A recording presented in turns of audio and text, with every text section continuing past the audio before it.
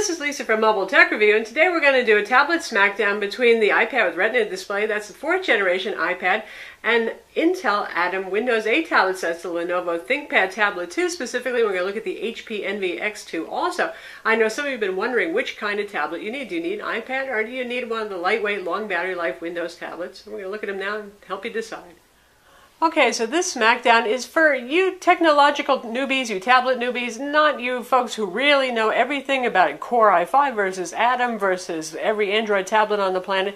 This is just for you everyday folks who are trying to decide you want to buy your first 10-inch tablet and you want to know, should it be an iPad or maybe should it be a Windows 8 tablet? Now, what do they have in common? Actually, more than you might think. At first it seems like, well, gee, this is a simplistic kind of Smackdown, isn't it? But there's a lot in common here. Long battery life, for one. Intel Atom tablets have quite long battery life, just like the mobile OS counterparts, that is iOS tablets like the iPad, and also Android tablets.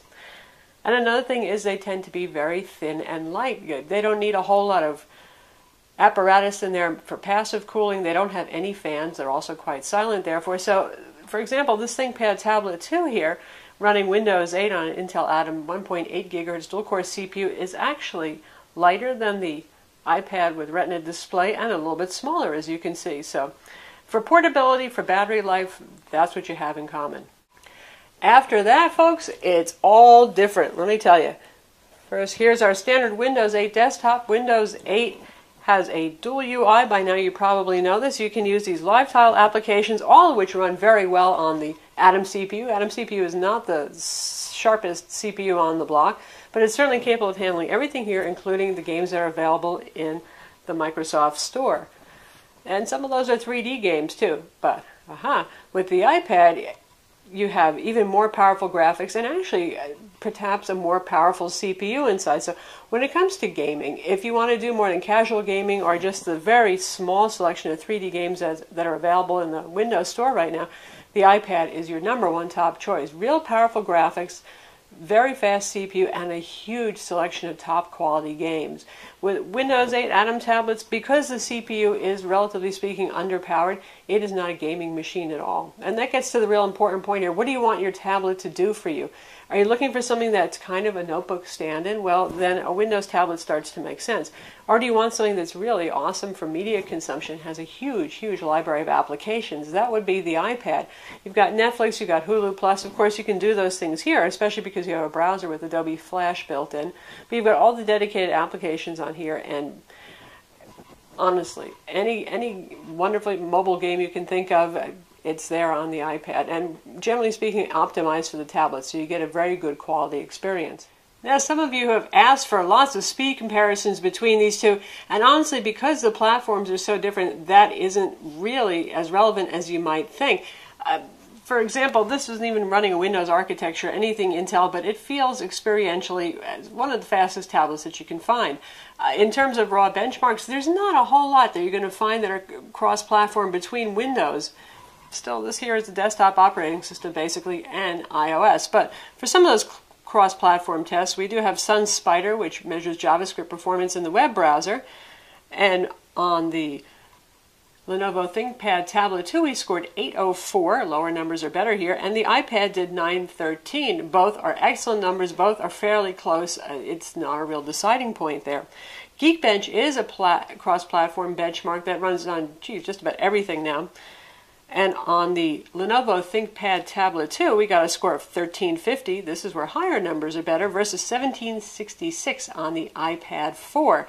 So actually benchmarking a little bit faster there. Inside the iPad, we have a 1.2 GHz Apple A6 dual-core CPU with quad-core graphics. And here we have a 1.8 GHz Intel Atom Z2760 dual-core CPU with Power VR graphics, which are not super powerful graphics by any means. The iPad has a gig of RAM. The ThinkPad Tablet 2, like all Windows 8 Atom tablets, has 2 gigs of RAM. Now, memory is used very differently between the two of these, so let's just take a look at that for a minute. The iPad handles its own multitasking internally. That is, if too many applications are running, it'll start to close them down and free up memory. This runs like true Windows. If you're running the live tile interface, it will do memory management and close down live tile apps, but once you're in the desktop, it's up to you to manage your applications. You can run Word, you can run Excel, you can have Photoshop going at the same time, which is all wonderful and great, but you only have 2 gigs of RAM. So if it starts to slow down or it starts to crash, you need to close those applications yourself. And that gets to another point.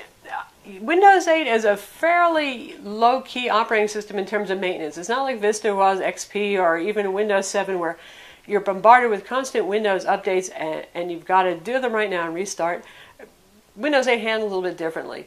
It downloads the updates in the background. It tells you, you can say, go ahead, install these, and it gives you 2 days to actually restart. So you're not pressured into doing that, but still you will just about every Patch Tuesday be getting some updates for your tablet, and you're going to have to manage those and make some time to go ahead and reboot. And sometimes you say, okay, it's nagging me. It says there's something important. I better do that. And before you know it, you've forgotten what it was you started doing. You know, that's how it goes when you're using a desktop operating system. With the iPad, you just turn it on. You just use it. If you just want something that you're going to pick up quickly just to check a web browser, to do your email, to watch a video, turnkey, that kind of thing, the iPad's for you.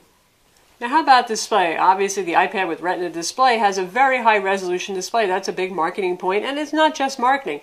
Text looks incredibly sharp. That's where you're really going to notice the difference a whole lot more. Also, it's a very vibrant and rich display.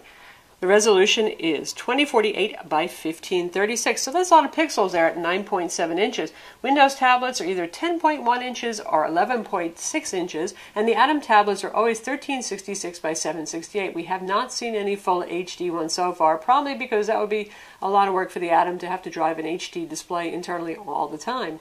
So, while Windows 8 handles typography exceptionally well and you get really crisp fonts, there is a difference in legibility of text. I think most people would look at this and say this looks just fine here on the ThinkPad tablet too, but it's not quite as sharp. And when you're watching HD videos, you'll notice definitely improved quality on the iPad. In terms of pinch zooming speed, both very good.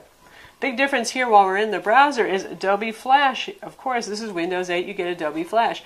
Both in the modern UI browser, that's the live tile browser that runs full screen, which we're in right now. Though this one uses some whitelists, so well-known sites like Hulu and YouTube, you'll get Flash, but if you're using some little no-name site that happens to have a Flash video embedded, you might not, so then you have to switch to the desktop and use the desktop version of IE. A little confusing dichotomy there, but anyway. Yes, you have Adobe Flash. That means Amazon Prime Video works just fine. Obviously, no Adobe Flash on the iPad. Of course, when it comes to things like Amazon Prime, that's okay. There's actually an app for that. We won't go too much into look and feel of the tablet because really the ThinkPad Tablet 2 is a lovely Windows 8 tablet, but it's just a placeholder right here for all the various Windows 8 Intel Atom tablets that are on the market. So it depends on which one you choose. The ThinkPad Tablet 2 is a very nicely made tablet. It's quite thin. It has that usual soft touch back on it, but then there's the Acer Iconia Tab W510, which is a more plasticky looking tablet, also 10.1 inches, also pretty thin and light, but not as chic as the iPad. In terms of pricing, it really depends on which tablet you choose once again. The Lenovo starts at about $650 or so, and if you want the 3G version, right now that's about $840. Lenovo pricing is a moving target because they're always having specials on their website. So, iPad obviously starts at $499, but here you're looking at 64 gigs. Almost all of your Windows 8 Atom tablets have 64 gigs of internal storage. And that means about 32 gigs actually available because the operating system and the recovery partition take up space. So it's sort of like getting the 32 gig iPad. So you're looking at $599 at the iPad if you want 32 gigs of storage. Lenovo does add something special, and this is something that's pretty cool about Windows tablets. This is an actual digital pen with a Wacom digitizer. Not all Windows 8 Atom tablets have it, but the Lenovo ThinkPad 2 tablet has it. The Dell Latitude 10 has it available as an option. Their base $499 model, also a 10-inch Atom tablet, does not have it. And there's the Samsung ATIV 500T Smart PC. That one has a digital pen as well. So optional on a couple of these tablets, included with some of these tablets. Obviously, with the iPad, it's just a capacitive stylus, much less precise, really no fun for drawing. And as we get into that variety of Atom tablets that's available in the Windows 8 ecosystem, there's a good number of models that are available now, and they come in two basic flavors, the small 10.1-inch tablet and then the 11.6-inch. The 11.6 inches are often transformers with either optional or included keyboard docks that may have a secondary battery in there to extend runtime. So this is the HP Envy X2. This is a tablet that comes with the keyboard dock. List price is $850, but usually you'll see it sold for about $700 or so. I've even seen specials as low as $600, which is a good deal. And this does have a secondary battery in the dock here. And you can see this looks just like a notebook computer. Beautiful aluminum construction. You slide it out and you've got just the tablet. Being 11.6 inches, obviously a little bit bigger than the iPad, but about the same weight at 1.5 pounds. Also a nice metal back. So a lot of more choices here, obviously, Windows land, because you're looking at a lot of different brands and models versus just one iPad. Now, how about video playback? Well, both of these are quite capable for video playback, right up to 1080p quality. I would say the iPad has a little bit more horsepower in that area, but still, absolutely no problems playing Windows Media Player format and MPEG-4 files on the ThinkPad Tablet 2.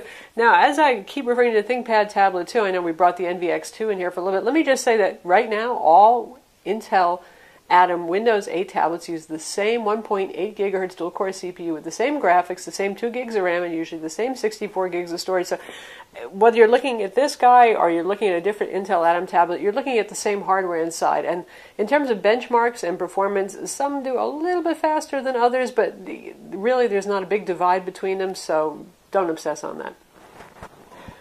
We have a 1080p trailer right here. We'll test out.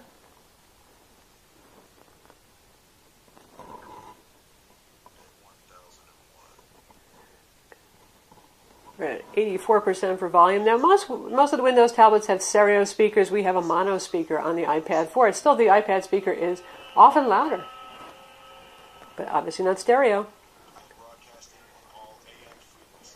So that plays just fine. Looks beautiful. It's a nice enough screen, even though it's not super high resolution.